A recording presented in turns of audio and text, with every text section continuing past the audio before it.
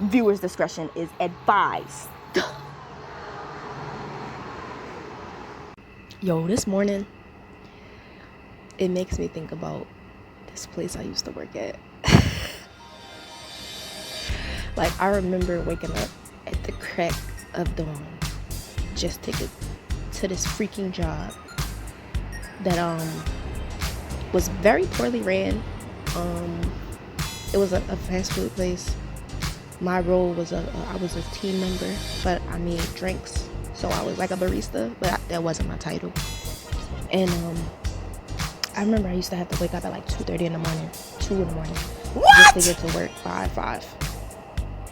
And like sometimes I would have to work from 2 to 10 the night before, and they would put me on early in the morning the following, and I'm like, what the is wrong with you guys?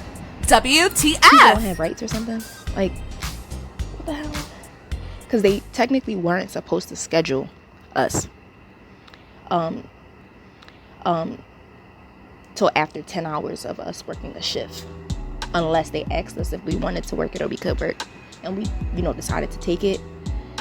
Same thing with the breaks. If you didn't want to take a break, you didn't have to. You could have just worked through it. However, they have to ask you that. You know what I mean? You have employee rights. And those guys were pretty, in my opinion, breaking a lot of laws. They were breaking a lot of laws, in my opinion. And it didn't help that I basically had this manager, the salary manager had an inferiority complex. The guy worked in the field for I think about 15 years already, and he became a salary manager. I don't know how much he was making at the time, but the way he was acting, I would have thought that he was making close to $500,000. Okay, I would have thought that he owned the bitch. Okay, the way he was acting, like you have to vividly tell somebody how to cut up a strawberry. What? Not to mention, I got trained by a person who was only at this job for about 3.5 months. They weren't even here for 6 months. So you can only imagine that me and my counterparts, peers, colleagues, whatever you want to call them, that I worked with and came in with at the time, because she had to train myself and 3 other people.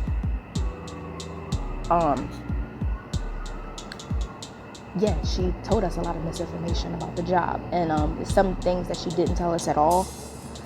So, salary manager, this was probably like my 3rd week there. Yeah. And we're just gonna call him Douchebag Anderson. It rhymes with his name. So Douchebag Anderson, he basically came in one day. He walked in, and he's like this bald dude that like comes in and is like, you have to notice him. Very dramatic, very melodramatic, all over the place, not that attractive, annoying, broke. It just comes with all of the qualities that you can possibly think of was wrong with this person. And his thing was to look around like he owned the place. You know what I'm saying? And the name of this company is called Jerome's Drinks. It's not the real name, but that's what we're going to call it, Jerome's Drinks. And Adina right there. So, back to this event. He's walking around, and I see him look at me. I look at him, and I'm just cutting up the strawberry. I was using I had a cut board, but I also had gloves on, so I was using my hands because I felt like my hands made it easier to cut a strawberry. You know how strawberries look.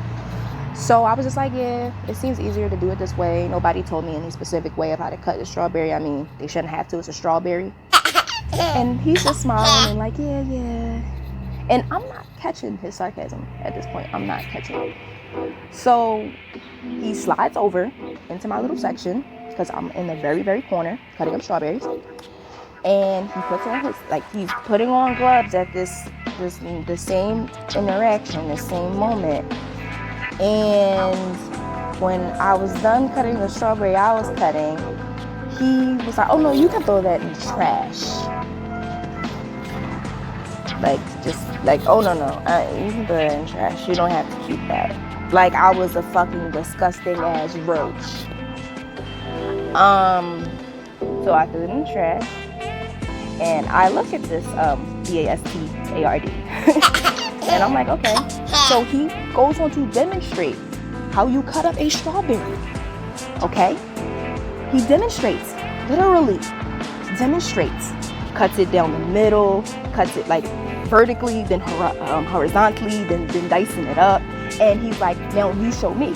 Like, this motherfucker trained me, not the person that he just hired, who only been here for not even 4 months. Not even 4 months. 4. So I'm like, douchebag. What are you being rude for? There's absolutely no reason to be rude. If you feel like I'm doing something wrong, tell me I'm doing something wrong. State the problem. State where I could have corrected it. Solutions. Objectives. Continue on and repeat. But no, you want to be sarcastic and demonstrate a way to cut a simple strawberry and be sarcastic and melodramatic and be smart. And so I'm like, yeah, there's absolutely no reason to be that rude. Literally, this is what this douchebag says. I apologize if you took it that way. I didn't mean it that way. If you didn't mean it that way, you would have just apologized. You wouldn't have apologized for me feeling that way. Douchebag Anderson. And I hope he watches this, because he knows who I'm talking about. And a lot of those people in that situation as well know what I'm talking about. You had incidents of people bartering and doing whatever they wanted to do inside of that business, and you had favoritism. Douchebag was allegedly having sex with one of the team members, and it just so happens that it was allegedly the girl who trained me. And not to mention, when I quit, I found out probably maybe almost a year later that she became a general manager.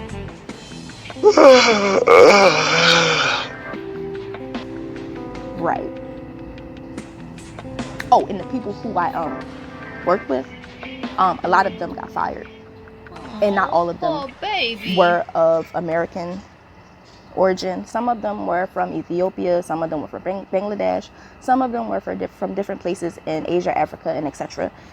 But allegedly all of the American people got fired. But lucky for my ass, I already knew what it was and I quit. And I'm actually going to leave pictures. I'm going to leave pictures to show you guys how disgusting, absolutely disgusting this place was. They had food cross-contaminating and going into other sectors of the food. Then you had to worry about people having allergies and not presenting as such. Because think about it. If a person thinks that everything is being done separately, why should they have to tell you that they have an allergy if they believe that everything is being done separately? No, they're using the same spoons and like little scoops to do strawberries, bananas, mangoes, peaches, blueberries, like the whole 9. To make any, like, put in products inside of the drink, they would use the same scoops. It would only be about 3 or 4 of them. And I'm like, no, there's supposed to be scoops for every single one. Then there were supposed to be separate scoops for the sherbets and the frozen yogurt. No, they used to combine everything. They used to cross-contaminate. These people were disgusting. And I can't wait to expose you to this bullshit of a story. Excuse my language. Viewers' discretion is advised. Oh, baby. But yeah, Jerome's strengths. I won't ever go back. And this was actually me going back to work, because this happened a year ago. This was me going back to work in an environment that I left once I graduated from college.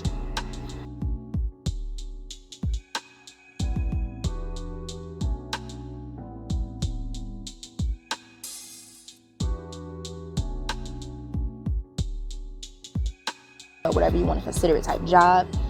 I was thankful because a friend helped me get in at the time when I was really down and out. So I'm really thankful to her. Thank you. I appreciate that. I really do. But it really put the marker in my head, like, never, ever, ever, ever again will you ever catch me in another place like that. They had me in there working by myself one time. I was in there working by myself one time because they had two different stores inside of the place that it was at. I'm not going to tell y'all where it was at because I really don't want it to be that closely identified. So the place that it was at, it had 2 different actual stores. And one of the stores, one of the other supervisors, she ended up, something happened with her car on the highway, and the store manager, his name is we just gonna call him Titty Bag. Titty Bag,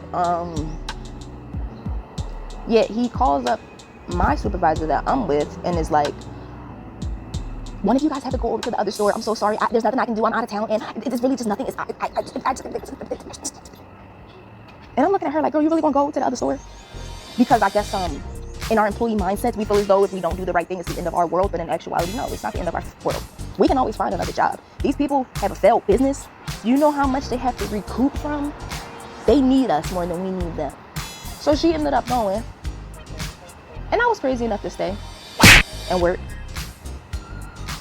And not to mention, we could take tips, but we couldn't keep out a tip cup, tip jar, nothing like that. But we could take tips, but we couldn't display that we did tips. If that makes any sense to you guys, that didn't make any sense to me at all. That was literally like you telling me, oh, you have no right to make money for yourself up in this place, but you gonna work for me and make me money. To me, if I even seen him, it would just be all hell, all disrespect. Nothing respectful about the situation whatsoever. Therefore, douchebag, don't ever run into me in life.